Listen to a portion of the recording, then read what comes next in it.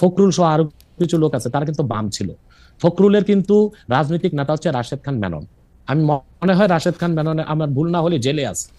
তো 5 আগস্টের পর ক্ষমতা বলের অনেক বেশি ঘনিষ্ঠ, অনেক বেশি প্রভাবশালী জামাতে ইসলামী, কিন্তু দলটির 71-এর ভূমিকা নিয়ে আগে যেমন আওয়ামী লীগ সমালোচনা করতো, এখন সেটা অনেকটা সেই জামাতের সমালোচনা করছেন বিএনপি নেতারা। জামায়াতের 71-এর ভূমিকা নিয়ে আপনি কি বলবেন, একটু যদি সংক্ষেপে বলেন যে জামায়াতের 71-এর ভূমিকা পরে এখন বিএনপির অবস্থান এগেইনস্ট জামাতকে তারা মুনাফেক বলতেছে, মুনাফেক শব্দটা দিয়ে মনে পড়লো, এটাকে আপনি কিভাবে দেখবেন? দেখুন, প্রথম কথা হচ্ছে 71 সালে আমার জন্মই হয়নি, অথবা আমি প্রত্যক্ষভাবে কিছু দেখিনি। কিন্তু আপনার জন্ম তো ধরেন 3000 বছর আগেকার খবর। আমি ওই দিন একটা আপনার স্ট্যাটাসে কথা শুনতেছিলাম যে সেই খবর তো আপনার আছে। সেটা বলছি।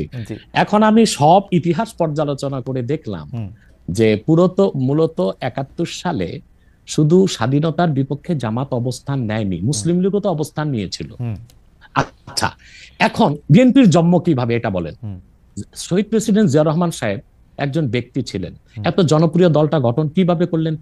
তিনি বহুদলীয় গণতন্ত্র প্রতিষ্ঠা করলেন। ওই প্ল্যাটফর্মে কারা জায়গা নিয়েছে? মুসলিম লীগের সব লোকগুলো এসে জায়গা নিয়েছে, যারা শেখ মুজিবের বিরুদ্ধে ছিল, আওয়ামী বাকশালের বিরুদ্ধে ছিল। এবং এখন বিএনপিতে যে লোকগুলোকে আপনারা দেখতেছেন, এরা অধিকাংশই কিন্তু ডানপন্থী, রাইটিস্ট এবং ইসলামিস্ট অনেক লোক আছে। পাশাপাশি ফখরুল সহ আরো কিছু লোক আছে, তারা কিন্তু বাম ছিল। ফখরুলের কিন্তু রাজনৈতিক নেতা হচ্ছে রাশেদ খান মেনন। আমি মনে হয় রাশেদ খান মেনন আমার ভুল না হলে জেলে আছে। তো তারা কিন্তু তারা এইরকম বিএনপিতে প্রচুর বামের ডান এসেছে, অর্থাৎ তারা বামের ডান হয়েছে এখন বিএনপিতে এসে। তো প্রচুর পরিমাণ মুসলিম লীগের লোক তো বিএনপি আছে, তারা তো স্বাধীনতার যুদ্ধের বিরোধিতা করেছিল মুসলিম লীগ থাকা অবস্থায়। তো শুধুমাত্র স্বাধীনতার যুদ্ধের বিরোধিতার জন্য জামাতকেই ধোলাই করবেন? তাদেরকে কি ধোলাই করা উচিত না? এখন প্রশ্ন হচ্ছে কেন 71 সালে জামাত, আমি এক কথায় উত্তর দিব যে 71 সালে বাংলাদেশের স্বাধীনতার বিপক্ষে অবস্থান নেওয়াটা জামাতের রাজনৈতিক ভুল সিদ্ধান্ত ছিল। যেহেতু এটা স্পষ্ট ছিল যে বাংলাদেশ থেকে প্রায় 1900 কিলোমিটার দূরে পাকিস্তান, তো মাঝখানে সাগর এবং ভারত, সেখানে দুই জায়গায় দুইটা দেশ থাকতে পারে না।